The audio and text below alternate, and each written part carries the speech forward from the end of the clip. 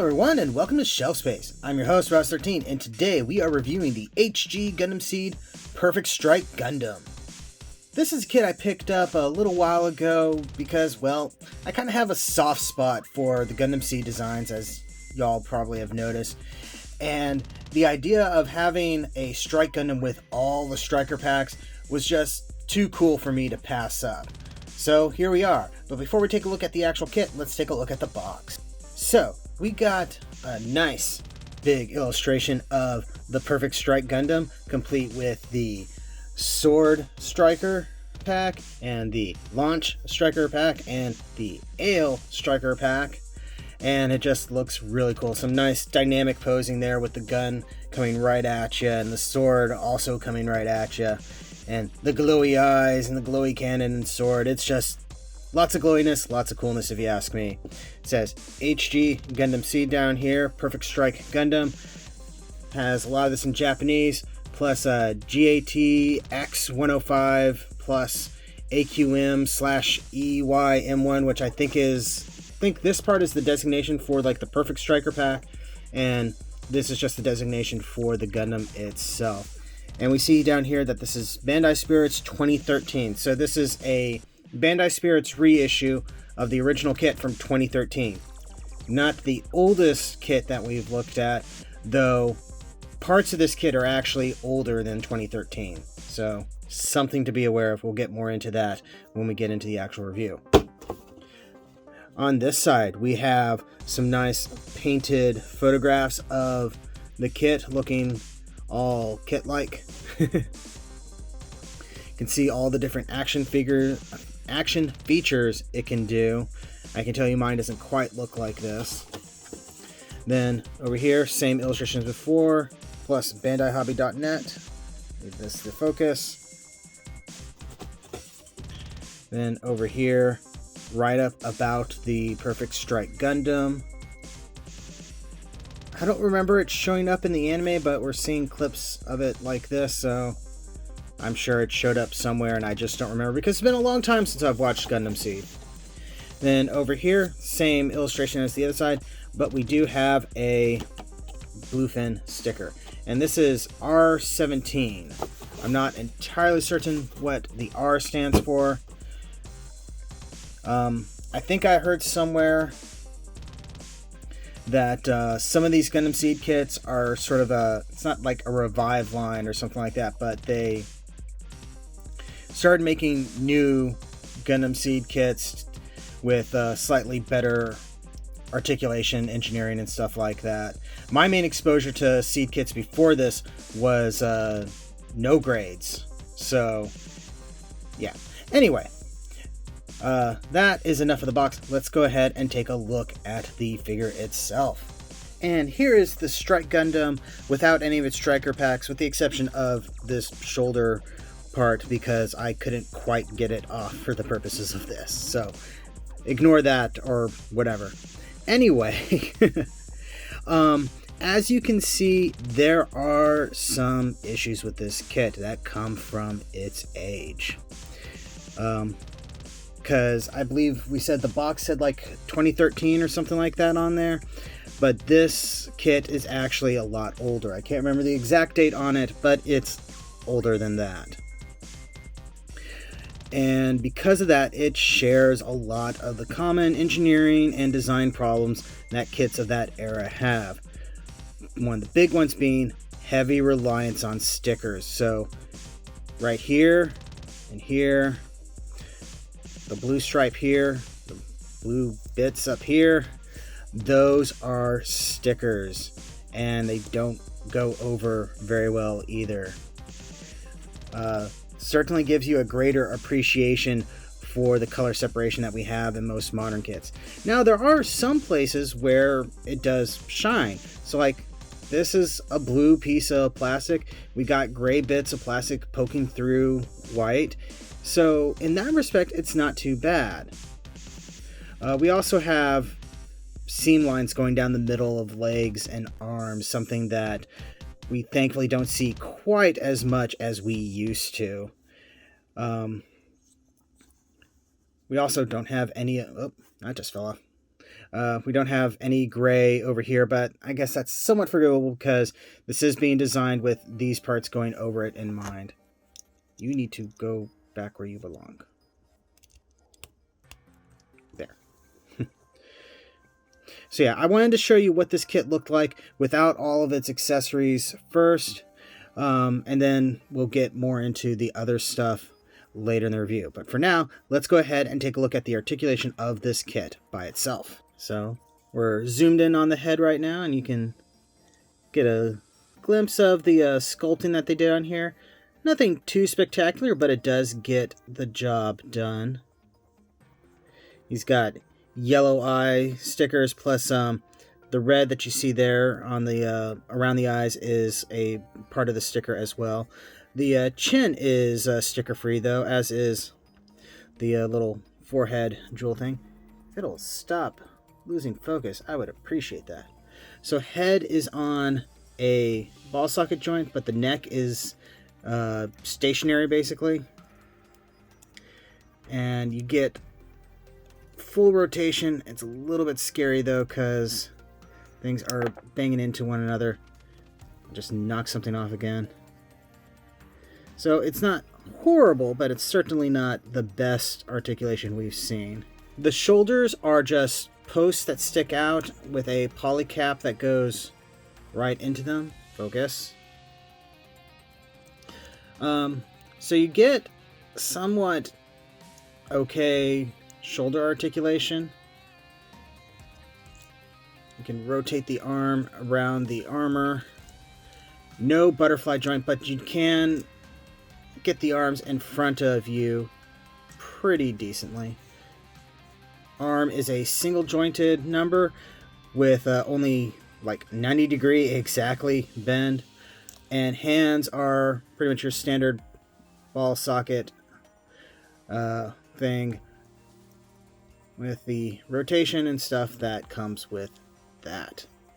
The waist itself is just got a basically ball socket joint that gives you a little bit of movement if you move things around, and the armor at the front is going to restrict your waist articulation. Let's see, stationary butt flap. The side skirts can go up about that far, and you can flip the front skirt up. If I remember correctly, you cannot separate these. This is before they started designing them like that. Come on, focus. You can get pretty decent kick upwards. You have a single jointed knee. There's a little bit of a joint there, but it might as well not even exist. And then a hinge and ball socket number for the ankle. That gives you pretty decent range. Can point down quite noticeably.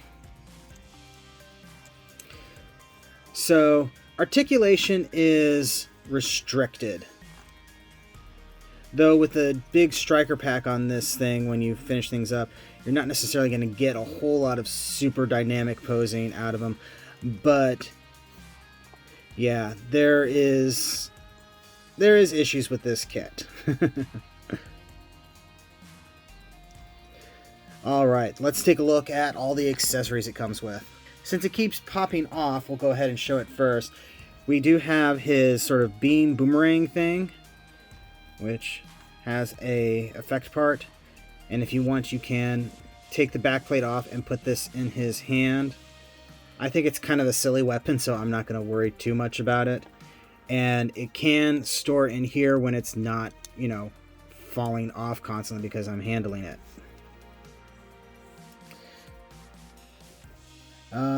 Next up, something that I don't think they even really advertised using in the instructions, but it comes with it. You have a holding hand with a beam saber molded in, and the entire blade molded in white plastic. You thankfully do not see these very much anymore. I appreciate that the hand is in a sort of proper sword fencing style position, but all this, nuh-uh. I am super glad that we don't have to deal with this as much anymore. It's a chopstick with a hand on it. Blah. Other things that it comes with that it doesn't necessarily use, you do have his beam rifle, which just can go in his hand. And kind of like the plastic this is molded in. It's a sort of gunmetal-y look to it. Very nice. Then you also have his original shield, which is severely lacking in color. This is supposed to be yellow. These are supposed to be yellow. I think even this line right here is supposed to be yellow. And yeah, none of that. You also have some detail molded in here that probably should have been gray. You have the polycaps and everything to make this thing, but the mounting for it is used by the shield for the Sword Striker pack, which, you know what, that sounds like a segue. We have the Sword Striker shield. This is in its sort of folded up mode. You can pull this out and replace it with this sort of grappling hook thing that he's got. Just plug that in there, and there you go. Kind of neat. I don't think I'm ever going to use it, but it is cool to have. And the wire holds its form fairly well, actually. As I mentioned, it has a mounting bracket right there, and it's set up so that way you can mount it, let's see, right in here, if I remember correctly. There we go.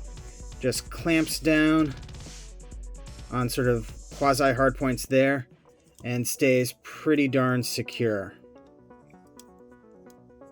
And it's on the side of the arm instead of the underside of the arm, and I always appreciate that. As I pointed out before, we do have the shoulder pad thing for the Sword Striker. This just comes on either side with, I think this tubing kind of seals it together, but you do have a sticker that comes across here, so once you get it together and you put the sticker on, you're not necessarily going to want to remove it. Speaking of shoulder pads, we do have the one for the Launch Striker. So I'm just going to put that on there. And let's see. That's how it goes. Put this on like that. And once again, this thing is kind of a sticker nightmare. These yellow bits are stickers, and all this red stuff is stickers. Gray bit is an actual piece of plastic though, so that's something. I will say I think this looks pretty cool, and it's already starting to look kind of menacing if you ask me. Alright, so next up is the biggin. The part that pretty much everybody would want this kit for. This is the Perfect Striker pack. It's basically a modified version of the Ale Strike. You do actually have the original wings for the Ale. This one has slightly longer wings, but you have the Ale Strike plus the launcher and the sword, as well as these this bigger fin and these whatever these are. You do have the original fin in the kit, but you obviously don't use it. This uses, whoop, that fell off. That's weird because that was supposed to be sandwiched in there. Good to know. Anyway, this uses the standard basically striker pack connector port. So it just plugs in back here. Like so. And then becomes very back heavy. Fortunately, you can kind of use the weapons as support structure. And I will say this, once you have everything all together, he's got shelf presence. So if you're not planning on using him as much like an action figure or something like that, and you just keep him stationary, he looks pretty cool. Something to be aware of, I suppose. With the pack on, we now have access to a couple other accessories. We have the big launcher cannon thing and the big anti-ship sword. I think this one is called Excalibur. Let's go ahead and take a look at it. So we just pop it off its little holder thing. Try to balance the strike so it doesn't fall over. And here it is. And I really dig how this looks, but it is still sticker heavy. You can see we got big pieces here and a little one here. And even then, it's still not 100% color accurate, but it is what it is. You have a beam effect part right here that goes somewhere in here. Oh, there we go. So you have a little tab here that goes in here. And then you just kind of have to wiggle it in there. And there it goes. Looks pretty cool. You also even have a little beam effect part for a beam blade that comes out the bottom of the sword, the pommel. Can't say if I remember it actually doing this in the show or not, but you know, it's a thing you can do. So if you want, you can go ahead and take the fist off, remove the back plate, put that in the hand. I don't know why this thing does not want to stay together. There we go. And then we just sandwich that in, pop it back in, and there we are. That looks pretty cool. But I've always been kind of a fan of the giant anti-ship sword. Now it does look like you may want to maybe trim a little bit off the beam effect part, because it does kind of bow a little funny. I noticed this with the similar sword effects on the Strike Noir, that these parts are just a little bit too long. In fact, I think it's part of why it's having trouble staying together there. Next up, we have the big launcher thing. And that just goes aside. So you have an armature that you kind of unlock, bring around. You have to rotate this a little bit to get everything in just the right position for it to basically come up under his arm. And you can get that slid into place, hopefully without breaking something.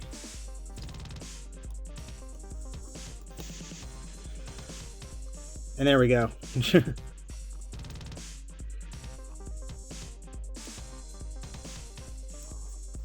Those ankles are having trouble supporting everything.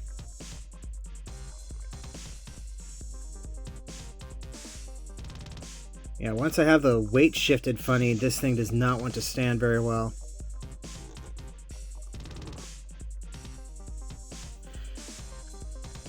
So it looks pretty cool, but there are a lot of problems with this. The sticker heaviness is very problematic, and it's designed like an old kit because it is an old kit. So that makes it difficult for me to recommend this.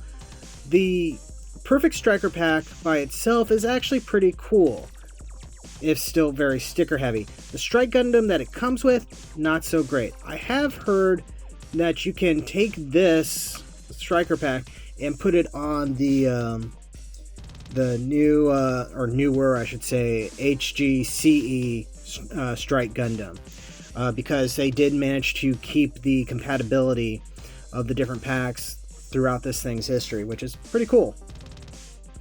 In fact, that sounds like a segue. Let's play our favorite game of will it be compatible with the other Striker packs? Full package Striker pack from the Build Strike Gundam. Yes! The Striker pack off of the Windom. Yes! Wait. What? Yes? Yep, still compatible with everything. That was fun. I need to get some more of those. Do be aware, though, the Perfect Striker pack does fit a lot more snugly in the other kits than the ones they come with. It took a lot of effort to get it in there and to get it out again. So be warned with that. So overall, while I like this kit, I don't think I can give it a real good recommendation. It very much shows its age heavily, and there are better versions of the Strike Gundam out there, so I can maybe recommend it for the Striker pack thing, but even that, it's a difficult sell. I enjoy having it, and maybe you would too, but there's a lot of things to be considered on it. Anyway, that's been a review. Thank you very much for watching. Don't forget to like, comment, subscribe, all that fun YouTube stuff. Check the description below for links to my storefront where you can get official shelf space t-shirts and more. And yeah, thank you again, and I'll see you the next time you invade my shelf space.